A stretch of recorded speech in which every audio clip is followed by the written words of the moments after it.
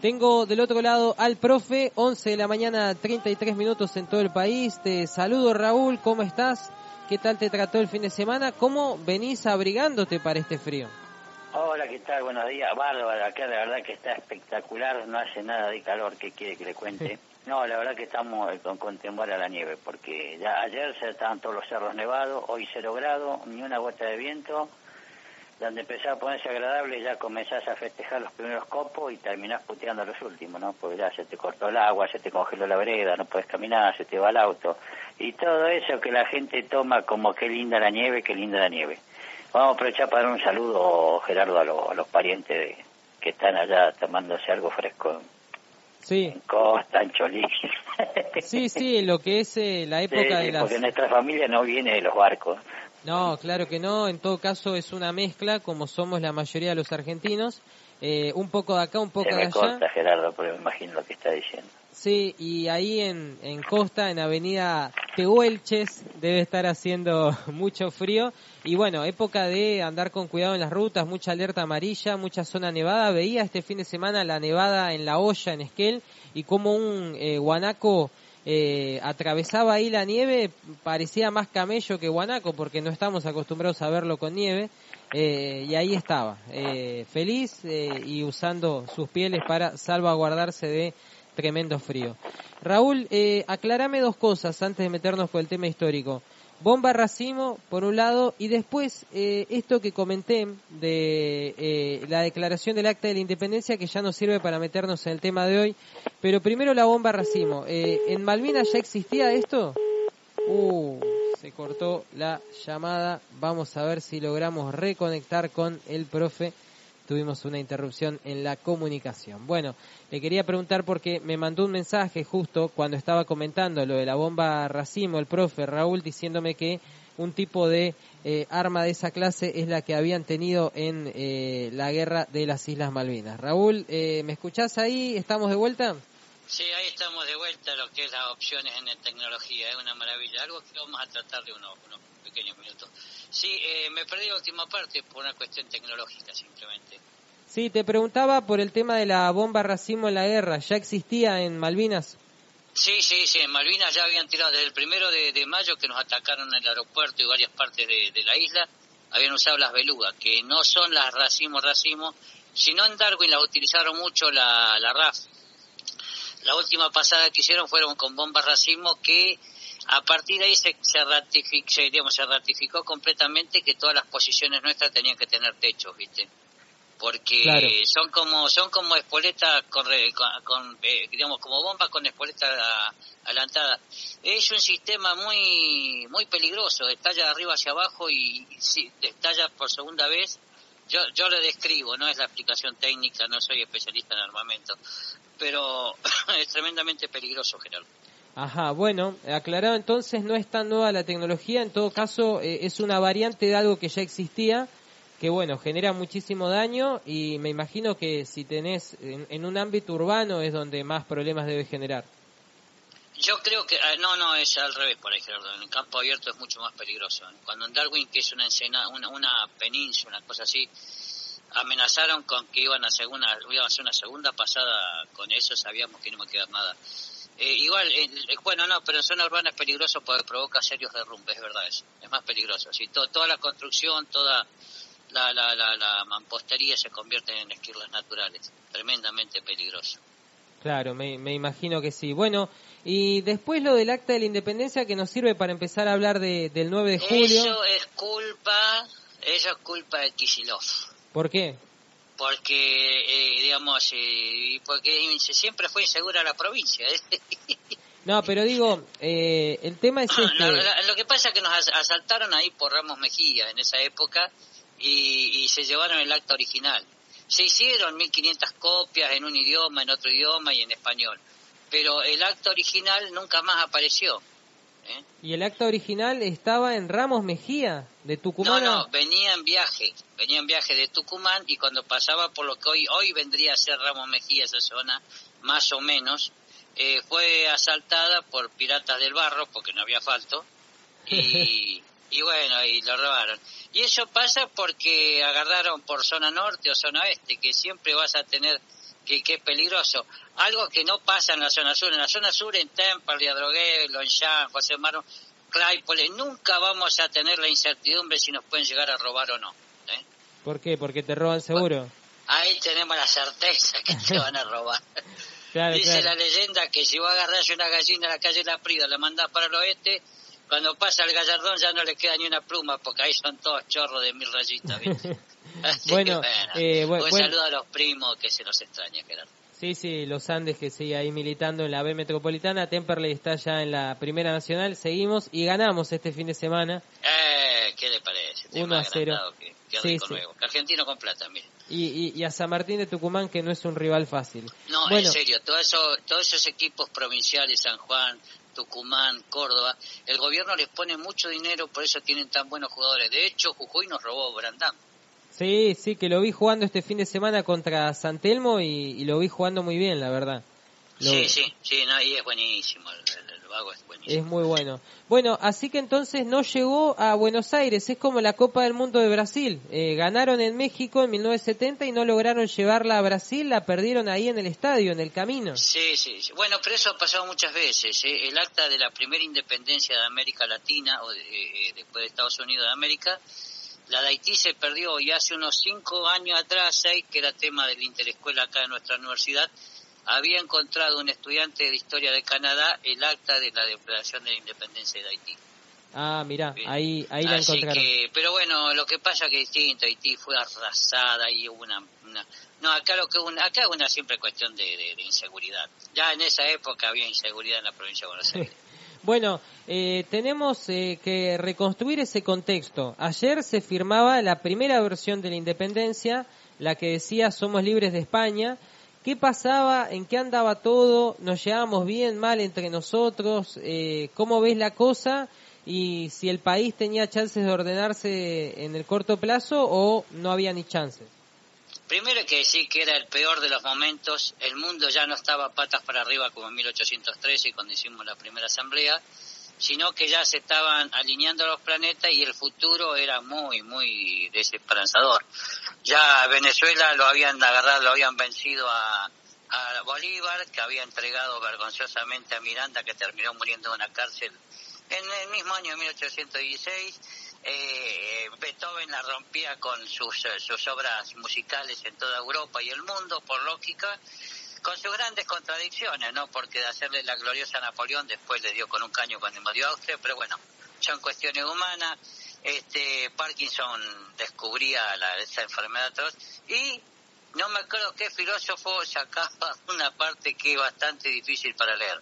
Sí, si no me equivoco, Fenomenología del Espíritu de Hegel, me parece que... Sí, Hegel, exactamente, sí. Que no es un libro para llevarlo al baño, o leerlo en el colectivo.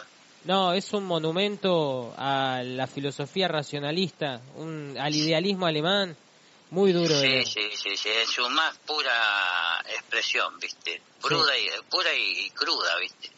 Así que bueno, y en ese momento, 1816, ya vencido Napoleón, se había hecho un congreso en 1815, donde se habían acordado una santa alianza en caso de que Napoleón no volviera. Volvió Napoleón, se fueron a Waterloo, pierde Napoleón estúpidamente por culpa de un comandante, pero bueno, vence a Napoleón, desaparece. O sea que vuelven todas las monarquías constitucionales, digamos, monarquías absolutas. El deseado inepto de Fernando VII vuelve y quiere recuperar todas sus colonias, y acá aparece una situación que no es el mejor de los tiempos. Se elige, cansado ya de la petulancia porteña, de su centralidad, de hacer un congreso en el centro del país, que es Tucumán, zona peligrosa porque es una zona de guerra. Entonces el 24 de marzo de 1816, ¿qué fecha, Gerardo? El 24 de marzo de 1816, ahora me pongo a pensar qué fecha. Bueno, ahí se convocan aproximadamente más de 30 diputados, vamos a tener presencia, y va a haber ayer en esta fe, en 1816, el que era representante de Cuyo, Narciso Laprida, declara si queríamos ser independientes. Entonces a partir de ahí declaramos que éramos independientes de España. Después se le agrega unos días después, Pueyrredón estuvo metiendo la cuchara ahí, de que éramos independientes de España y cualquier otra potencia, cosa que medio disgustó y no disgustó a los ingleses, y es ese acta, el acta original que se pierde porque lo roban.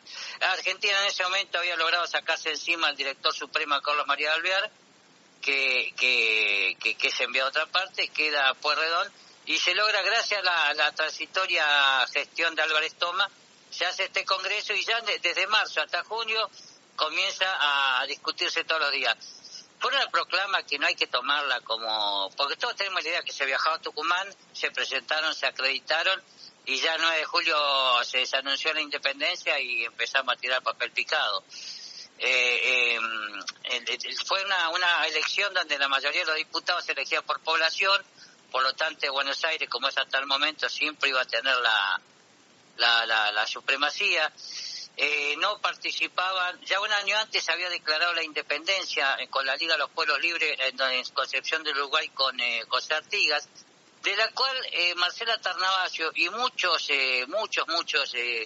historiadores dicen que no hay acta fundacional, por lo tanto que se considera que eso habrá quedado en el marco de las intenciones, pero no de los compromisos formales, ¿viste? Sí, ahora, ¿la intención era hacer una constitución también de esto o solo la independencia? No, era resolver esta situación si éramos independientes o no, era eso, más que nada eso. No, de acá no surgió ningún modelo de gobierno, de hecho, los que habían llegado con la última novedad, que eran Belgrano y Rivadavia, decían, en Europa se está imponiendo la monarquía absoluta, podemos tener una monarquía constitucional, podría ser también una simbología con un rey inca, cosa que a Anchorena y a todos los, Anchorena, Rodríguez, Medrano, Gascón, todos los macanudos de Buenos Aires les pareció absurdo y ridículo, ¿no? Como tener un rey en hojotas, como decían ellos.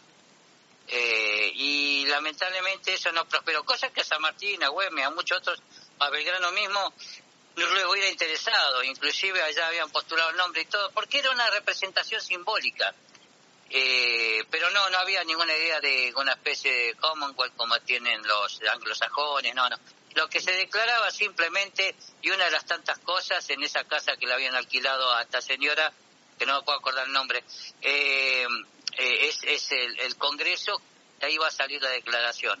Hay que decir que hay provincias que como no se las había aceptado en 1803 y después se las había maltratado a los diputados, no estuvieron presentes. Provincias que hoy son Argentina, Corrientes, Entre Ríos, Santa Fe, otras partes que después no sé qué provincias ahora, pero no eran así, como pasa con Cuyo. En Cuyo no eran 3 provincias, era una región. Y hay gente que, por lo tanto, ahí está la presencia de la otra parte de Argentina que perdimos, que son la parte de Chicha, de Tarija, de Charcas, de Misque, de toda la parte de lo que hoy es Bolivia. De hecho, Serrano, que es uno de los que gestiona seriamente todo este proceso, era diputado por Charcas, ¿no? Un boliviano. Qué horror, Gerardo. Sí, estaba pensando... No, bueno, sí, chistes de la Argentina blanca, acá no, Raúl, que ya estamos pasados de Argentina blanca. Sí, yo estoy, como dice el mexicano, estoy hasta la madre de estas estupideces, ¿no? Sí, estaba mirando... También hay que decir una cosa, también era un momento muy difícil. Pueyrredón estaba gestionando su gran traición contra nuestros hermanos orientales, porque Artigas no participó, pero Artigas tenía sus propios problemas, Gerardo, con la Liga de los Pueblos Libres. Tenía que pelear contra los porteños, que no lo querían, exclusivamente por una simple cuestión económica, Gerardo. Acá hay que desmitificar las ideologías políticas que tanto promueve Piña con respecto al pensamiento. No, la gran lucha que tenían con Artigas era un competidor económico que tenía unas tierras, unas producciones, a la cual no le daba importancia, pero no lo querían más que nada por una competencia empresarial. Sí, de paso apoyaban, traicionaban a Artigas con la ocupación por parte de Tenían. Artigas tenía los españoles que venían en conquistamiento, los porteños y Portugal que le invadía para convertirse en este año se convierte en Uruguay en la provincia cisplatina. Wow, muchos frentes tenía Artigas, y entonces estaba mirando, la casa era de Francisca Bazán.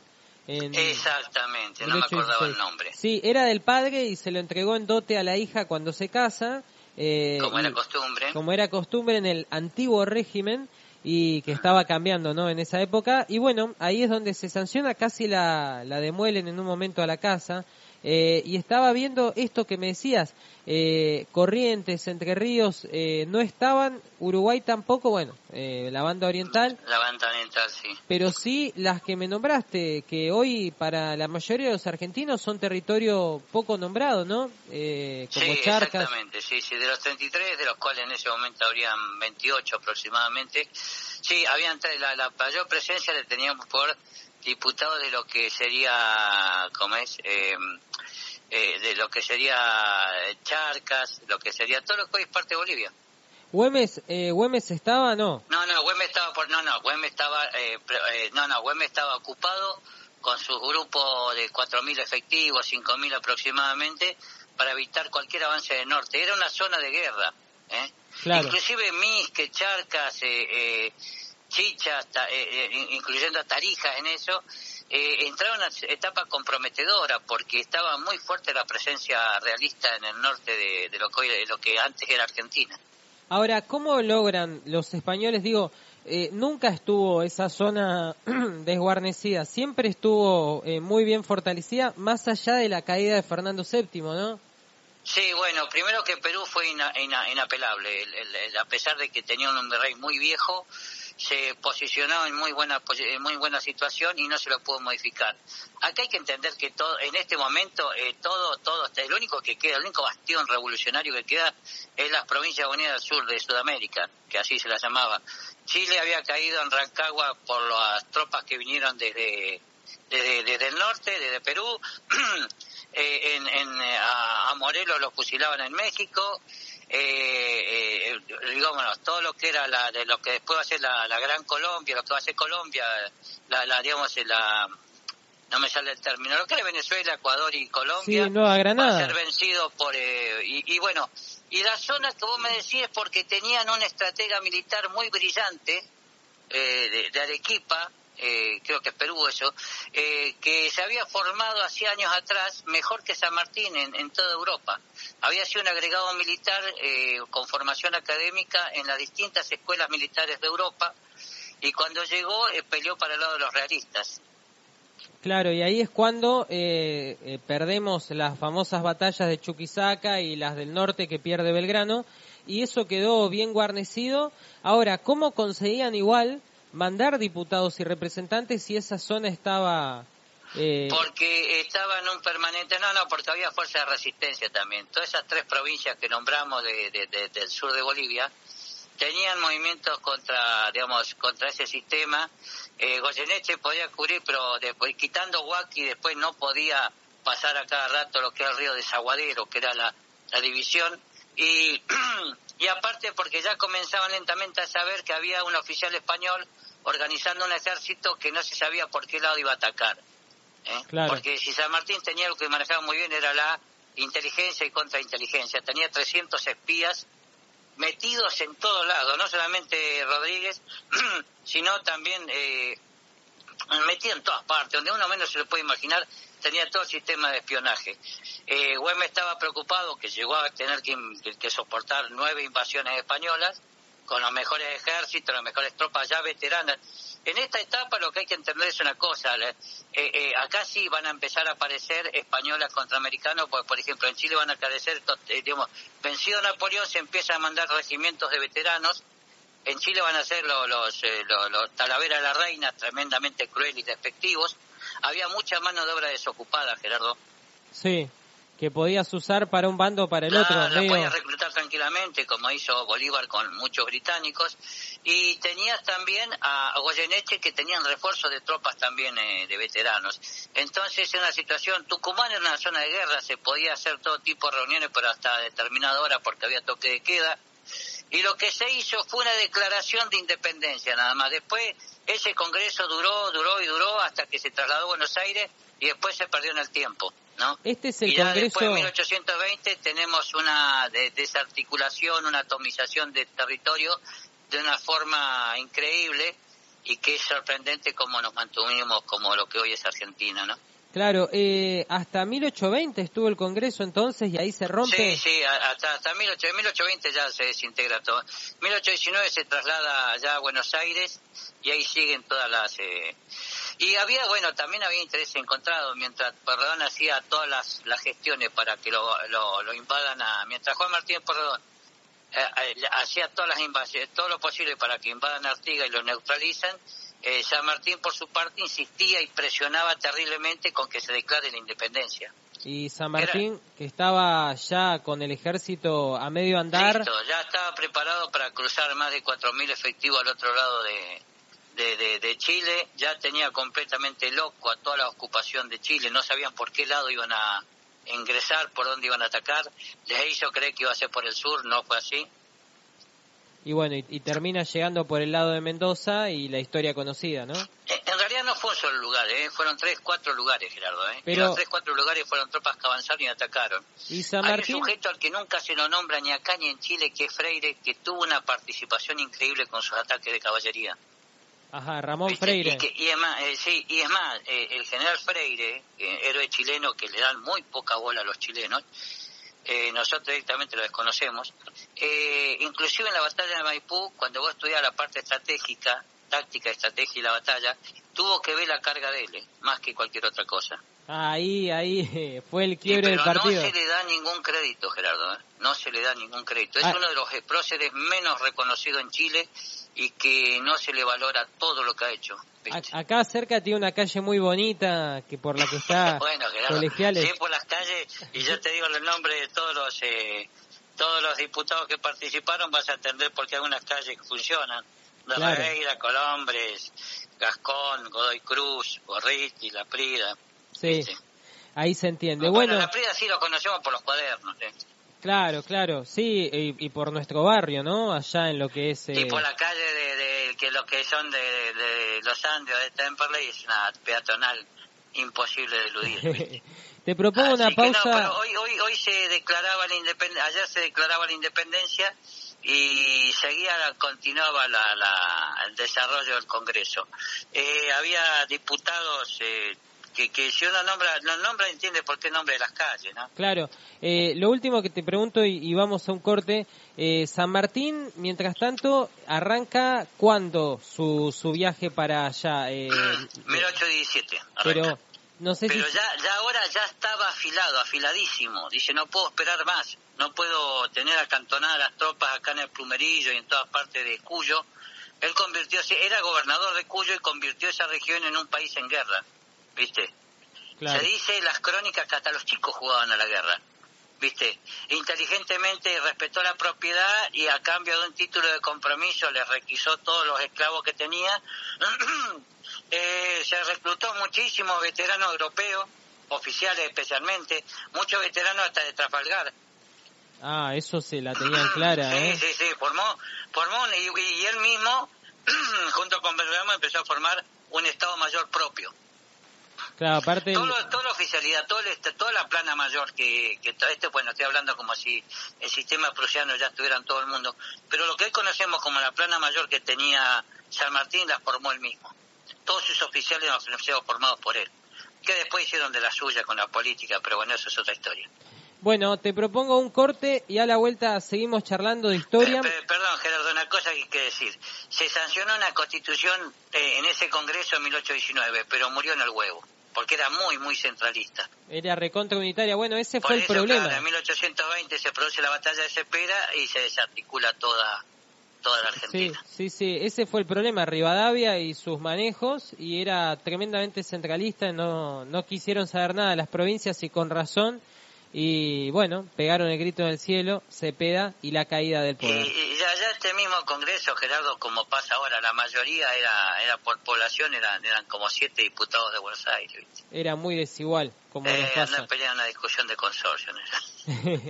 Hacemos pausa y seguimos. 11 de la mañana, 58 minutos en todo el país. Ya volvemos con más en el Gira Noticias. Si usted desea publicitar o promocionar su producto, comercio o servicio en el Gira Noticias, comuníquese al 0297-411-4990 o a través de nuestro Instagram, @elgiranoticias. Con gusto resolveremos sus dudas e inquietudes y le brindaremos la solución que está necesitando. Este es el programa de P3 Producciones 3, promueve ventas en radio y TV, su departamento radio. El Gira Noticias, sin dudas el punto donde habita la información. Seguimos en el Gira Noticias, estamos charlando con el profe de Historia, ya hemos hablado del 9 de julio, hemos reconstruido un poco ese contexto, esas dificultades, lo que se venía, a saber San Martín, Constitución fallida en 1820, desarme de la breve y frágil estructura argentina que termina en 1820, viene la atomización, un poco lo que pasaba antes, restauración absolutista, monarquías absolutas de moda en Europa, acá o por la constitucional, o sea, no estaba claro el modelo, todo eso termina siendo historia a fin de cuentas, pero nos queda la fecha, el 9 de julio, la primera firma, el comienzo de algo que 70 años después, 60 años después se llamó la Argentina con las provincias actuales y la formación actual. Hubo muchos cambios ahí, ¿no? Muchos cambios de nombre.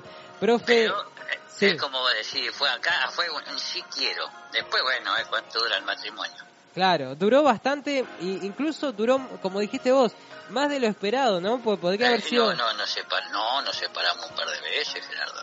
Sí, pero digo... separamos un par de veces, no sé quién se llevó a los chicos, quién se quedó con el auto, quién se quedó con la cuenta bancaria. Pero nos separamos para volver a juntarnos, ¿no? Ah, sí, pero no se olvide que en 1853, cuando se hace la primera Constitución Nacional, estamos hablando, mirá cuánto estamos hablando, Sí, 40 años, ni más ni menos. 40 años después, se hace esa Constitución y Buenos Aires no participa de esa Constitución. Sí, parece porque mentira. No era parte de la Confederación Argentina. Tremendo. Durante 10 años fuimos 2 países.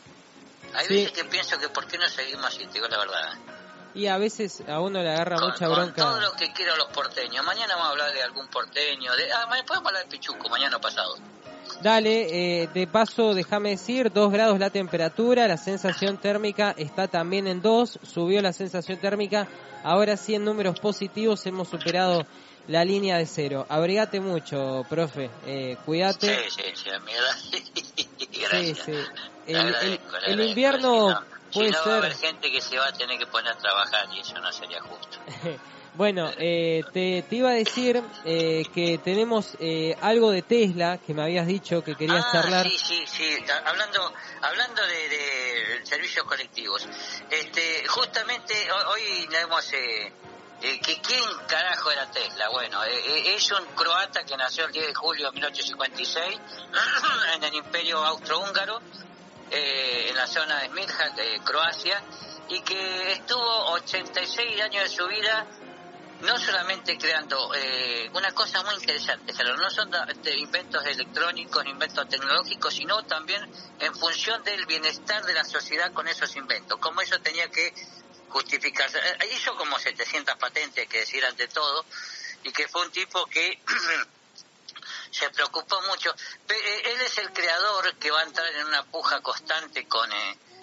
Yo no creo tanto a lo que los yanquis te quieren hacer creer con History Channel, con todo ese sensacionalismo que hacen, que él descubrió la corriente alterna trabajando con Edison. No es así. Él ya primero estudió, era un ingeniero que había estudiado en Austria, después estudió también en Chequia, en Checoslovaquia, vendrse después, lo que ahora es Chequia. Y tuvo una formación brillante como ingeniero, que fue un inventor sobre todas las cosas, que tenía un gran conocimiento, y cuando no le quedó más remedio, ya estando en París había comenzado a crear un generador de corriente alterna. Yo esto me desayuné desde tenía más ignorancia que ahora, que es mucho, cuando por ahí veía que la corriente alterna o la continua y la corriente directa o continua y la corriente alterna, pensé que eran dos cosas separadas. Ahí me desayunaron los compañeros de ingeniería, se usa lo mismo, pero ¿cuál es el problema? La electricidad que tenía Edison no te permitía abastecer de corriente eléctrica a más de 10 cuadras. Mientras un sistema, no solamente la bobina Tesla que se conoce, sino otros sistemas de producción de ¿cómo explicar? No sé cómo diablo. Acá me falla el profe, me voy a quedar sin trabajo. ¿Viste los transformadores eléctricos, Gerardo, de los cables? Sí, bueno, claro. viste que eso que se da gracias al invento que hizo Tesla. Pero lo que sí es verdad que le quería, como siempre hicieron los americanos y los anglosajones en especial, como pasó con el teléfono, con muchas otras cosas, se le quiso apropiar de la idea y ya en esa época ya era un hombre grande, ya vivía en Estados Unidos, conocía la idiosincrasia americana y se despegó de Thomas Edison. Ahí entraron en dos cosas estúpidas y una competencia bastante desagradable. Tesla hacía presentación de la corriente alterna con una forma como mágica, con espectáculos. Cuando él creó, con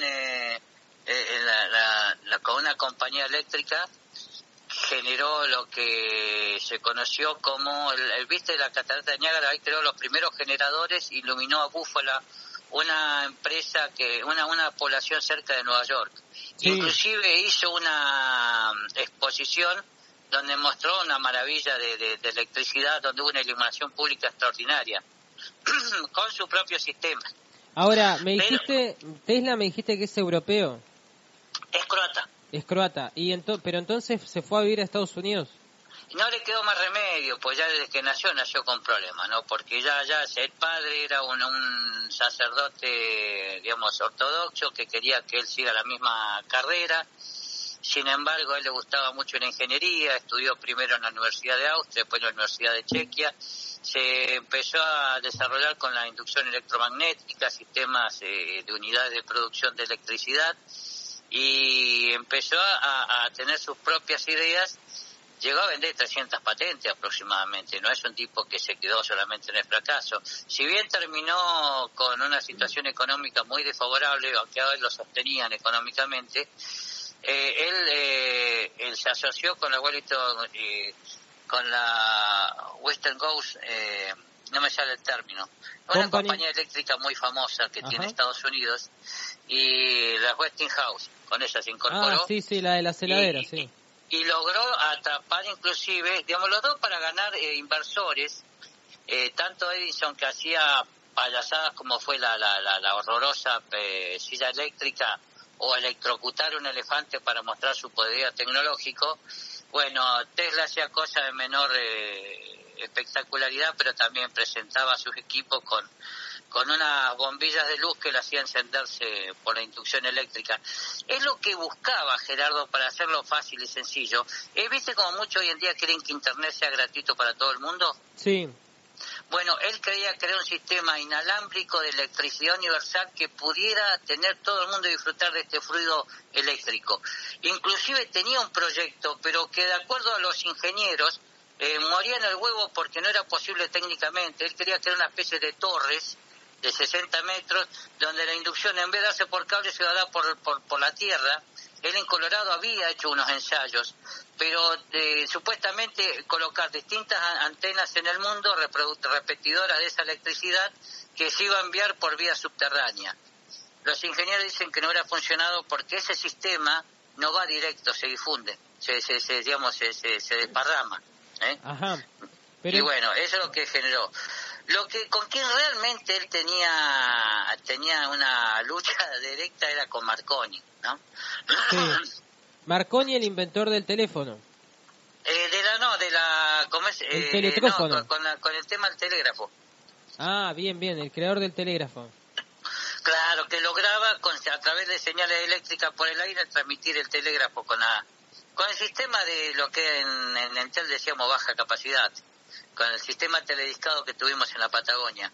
Bueno, Nicolás Tesla, a partir de ahí, como disparador, trató de tener ese tipo de reclamos para uno. Digamos, Marconi es el creador de la radio, que en plena Segunda Guerra Mundial se lo usó en forma maravillosa como medio de comunicación. Ya anteriormente, en estos tiempos que estamos hablando, se utilizaba como sistema de telégrafo. Bueno, yo creo que con él peleaba, porque él quería hacer lo mismo, copiando ese modelo, y si se puede transmitir también la electricidad de esa manera. Y no, realmente no se podía. Consiguió un inversor que le dio $500,000, que era como $2 millones, hoy en día más o menos más, todavía mucho más, que fue Morgan. Pero lamentablemente el sistema de invento eléctrico no se llegó a concretar, se la retiraron los inversores y bueno, ahí pasó a... De todos modos, él creó él lo que buscaba era la iluminación inalámbrica, Gerardo. Y él quería que todo el mundo tuviera acceso a ese fluido eléctrico que era el sistema de iluminación. Lo Edison lo único que hizo realmente fue la lamparita, nada más.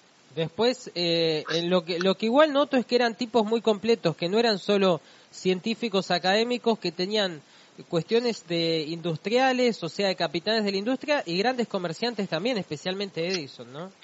Sí, Edison lo que tenía que era más comerciante que Tesla. Tesla por ahí era más inventor y tenía una postura más social que no la tenía Edison, Claro, le gustaba más la plata. Era bien americano, si te tenía que pisar la cabeza te la pisaba, ¿viste? Bueno, y tenemos para recordar a Marcel Proust en este día.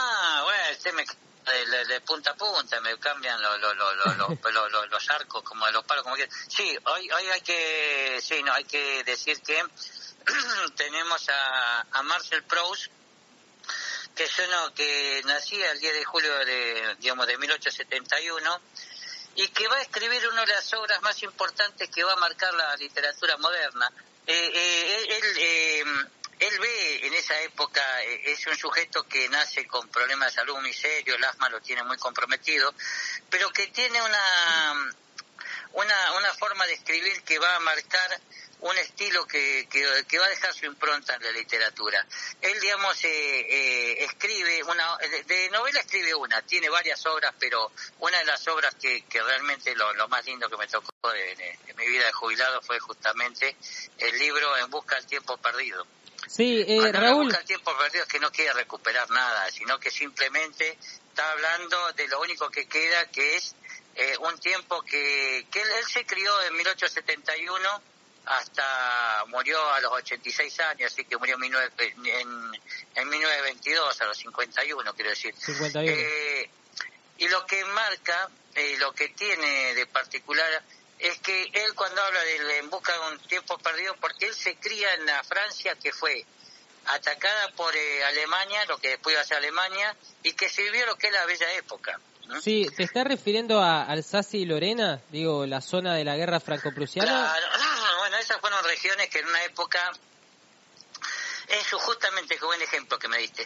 Es la etapa donde mucha gente le van a decir, bueno, sos de tal nacionalidad, y 20 años después dice, sos de tal otra. Y mientras tanto, capaz era de una identidad cuyo idioma no se condecía con esa identificación. Él, en su producción de En busca del tiempo perdido, es una etapa donde él escribe lo que él recuerda y cree que es así.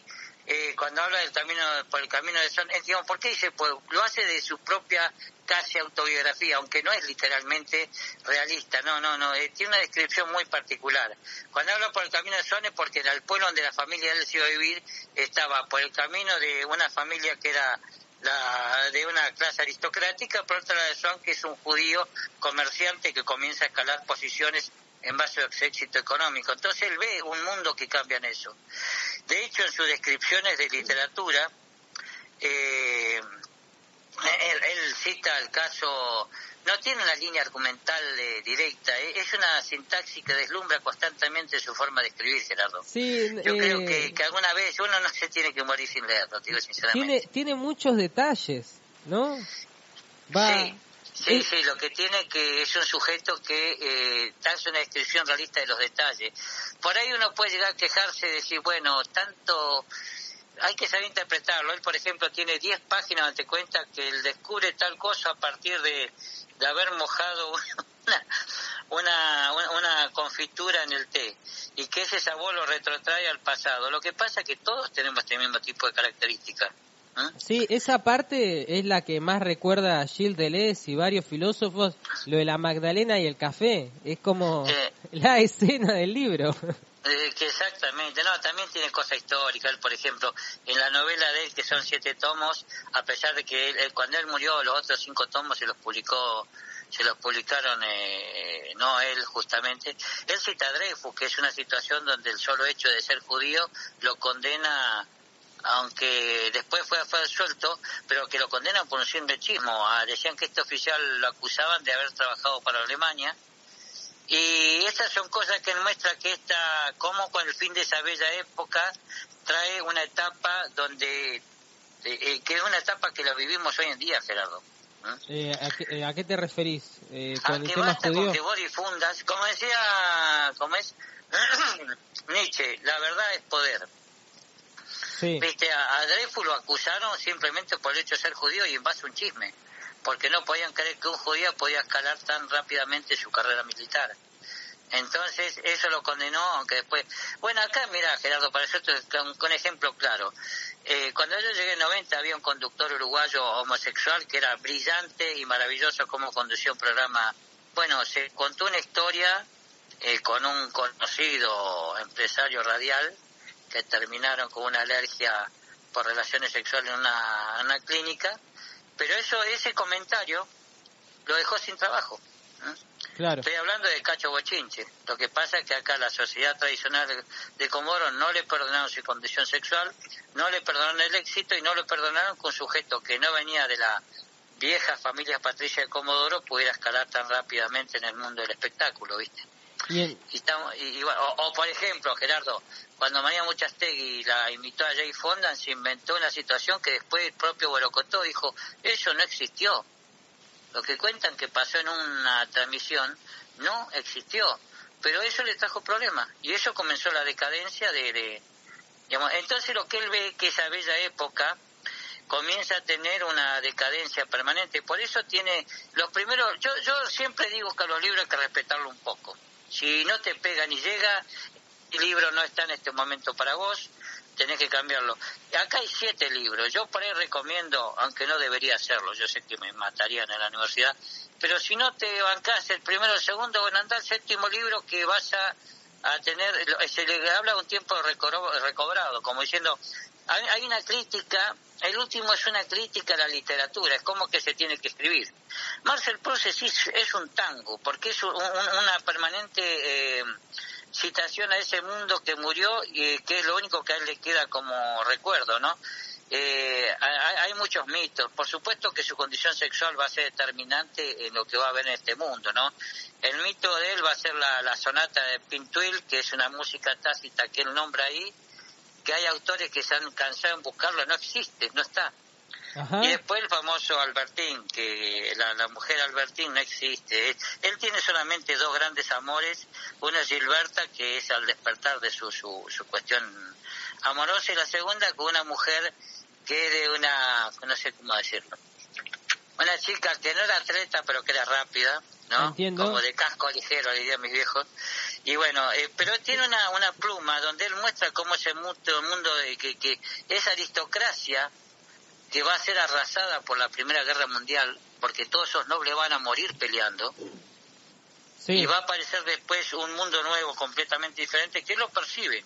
O sea, en algún punto vos dirías que él ve en el siglo XX ya la burguesía consolidada y la nobleza desaparece en parte en esa Primera Guerra. Sí, la Primera Guerra primero desaparece a través del reposicionamiento de la hegemonía socioeconómica de Europa y del mundo. Y segundo, porque literalmente muchos de esos nobles mueren en la Primera Guerra, Gerardo. Bueno, viste que en Argentina los duelos se terminan en la Primera Guerra. Y sí, porque ahí demuestran que la gente ve y dice, che, ridículo, ¿qué honor querés lavar? Hay gente que está muriendo de verdad. Y los que están muriendo en la Primera Guerra no son justamente laburantes solamente. Hay muchos nobles que se anotan, se presentan y los matan, ¿viste? Sí, otra que las cruzadas, ¿no? Exactamente, va con un espíritu de cruzada porque se están cruzando 2 cosmovisiones. La tecnología va por un lado y la cosmovisión del sujeto está muy retrasada en 50 años.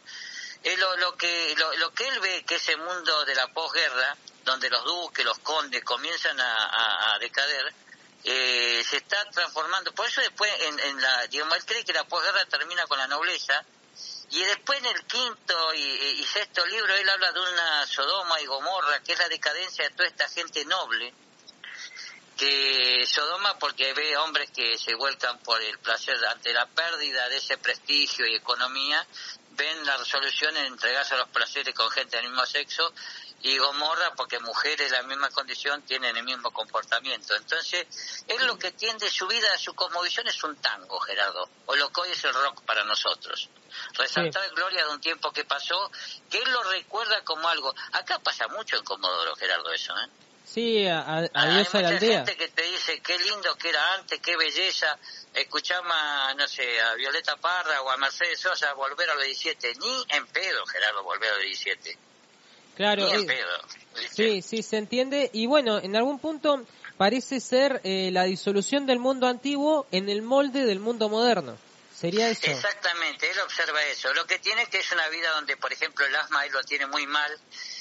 Igual que el Che Guevara no le permite, bueno, una cosa rarísima, Marcel Proust con ese problema, ahí está donde uno entiende por qué le preocupa tanto que hayan muerto tantos nobles. Era un tipo asmático y sin embargo fue a filas, se presentó en filas. Tremendo.